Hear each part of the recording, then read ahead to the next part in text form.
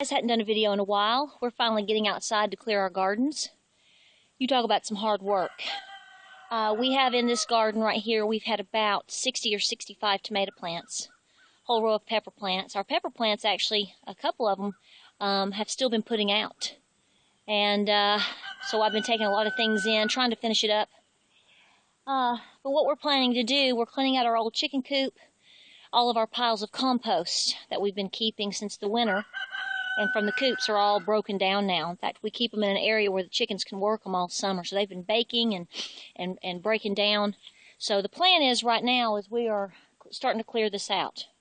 On the other side of the lattice over there is my winter garden. And I did that as just a barrier, just to kind of go ahead and get that started.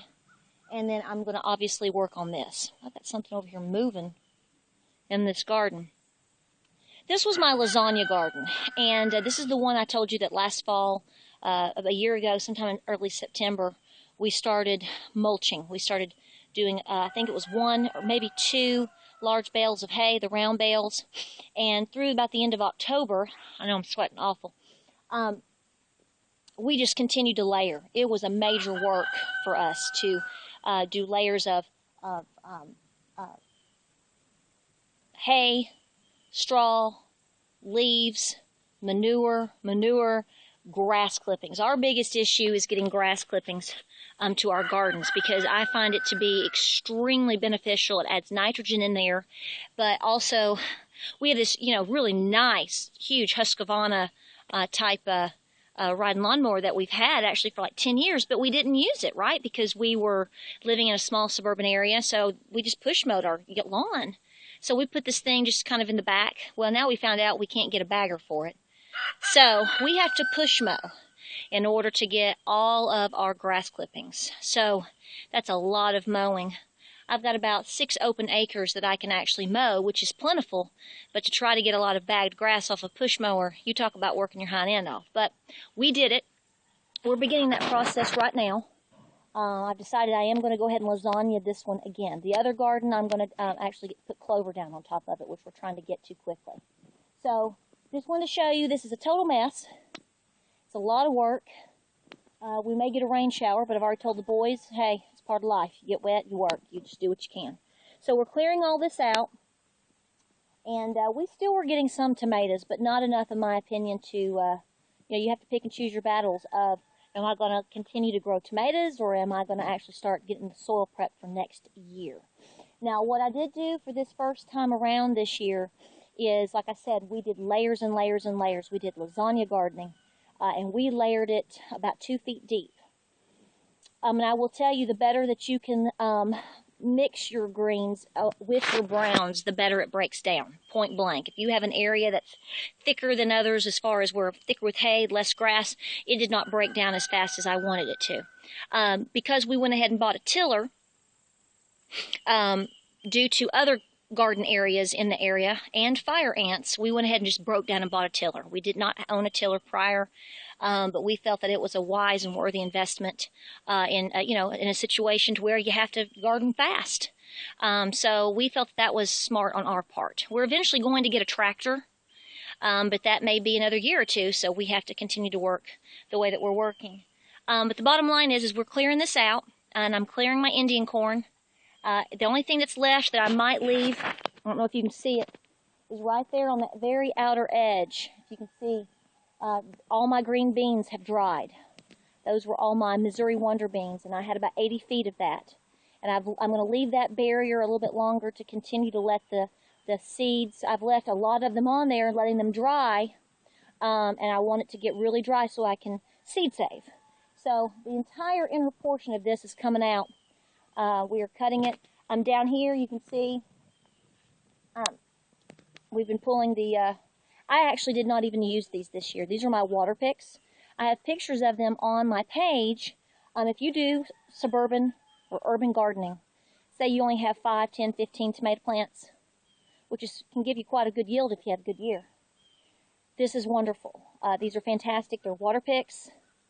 I've shown pictures of them. You take a 2-liter, turn it upside down, you cut the top off of it, you slide it actually into the water pick. Of course, on the water picks, they have areas where it tells you where you should drive your hole so the water will drain, according to whether you have sandy, or loam, or clay soil. I always put a little bit of sand in there. It helps to slow down the water, but the plant pulls the water as it needs it. So the whole issue of too much watering is not an issue. Plus, I also put my calcium and all my supplements in this, so the roots are absorbing the water and the supplements slowly and when they need them. These work very, very well, so I urge you to look into those maybe. This time of year, if you get onto gardenersupply.com, they start putting things on sale, maybe 10% off, 30% off, or whatever. I think you get 6 of these for $9.99. And I'm just telling you with my experience, especially if you have a smaller garden, you know, these work very well. I have about 50, I had 46 of these, maybe 42 of these. So I went ahead and redid them this year, stuck them in the ground. I just wasn't sure how the garden was going to work out, depending upon, you know, I had all of my plants that I grew from seed. Wasn't sure if they were going to make it because I've never grown heirloom seeds. They did wonderful. I will be repeating these again. But the thing is the weather up here was so fantastic. I think I watered my gardens total maybe 6 times the entire season. Early in the morning. I don't water in the evening. Try to water in the morning.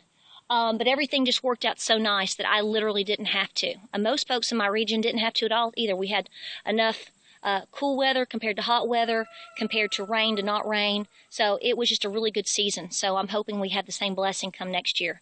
I'll tell you, I dread winter. I dread it at this point. I think we're going to have another bad one.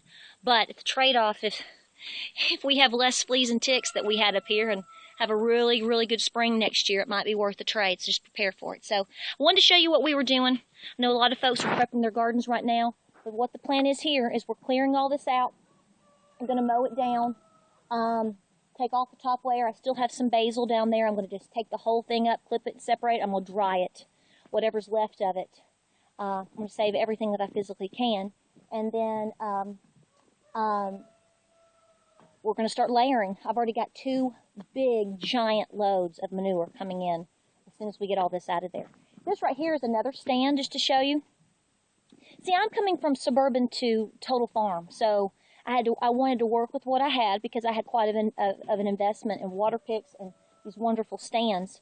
And then I had so many plants. You know, I'm used to having about 40 tomato plants.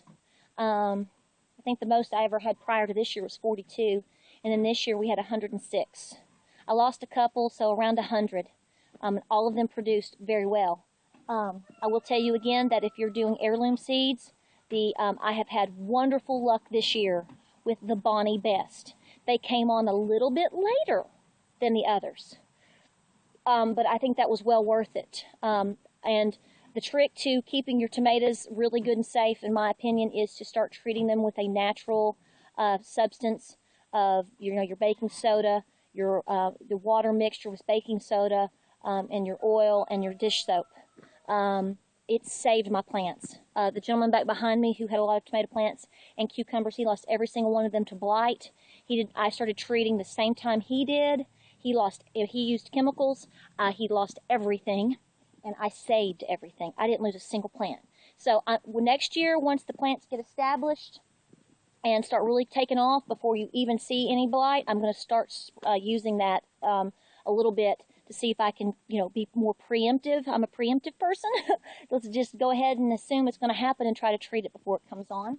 But you can see what we've got going on back here. Some of this garden was a little bit experimental as far as the corn. This was my Cherokee White Eagle, and it is the most stunning, your Indian corn as they call it. It's purple and red and blue. It's often used for grilling and obviously for your I see somebody running. Uh-oh, I've got a chicken in the garden. Is also used for cornmeal. So we're clearing all this out. It's the middle of September, and we are literally going to get the move on the lasagna again. Once we get so many layers going, we put 9mm thick 9mm plastic on top, and we keep that down all winter. It's not cheap to buy the 9mm. I think we spent over $100 last year getting as much as we needed, but it's so thick and so heavy duty. If you take care of it season after season, you're probably going to have it for some time. So that's a good consideration. So I hope this helps. Just want to give you an idea of all the mess that we're in right now. Hope you're having a good week. Keep sending your questions. We're almost at 1,600, so I hope we get there soon. I want to send out these packages. So y'all take care, and we'll update you some more. I got a video coming up on eggshells and calcium for your chickens. And I've also got a special recipe going in the crock pot. I want to talk about it. And just some simple little stuff, fun stuff. So we'll talk to you soon. Y'all take care. Gotta work.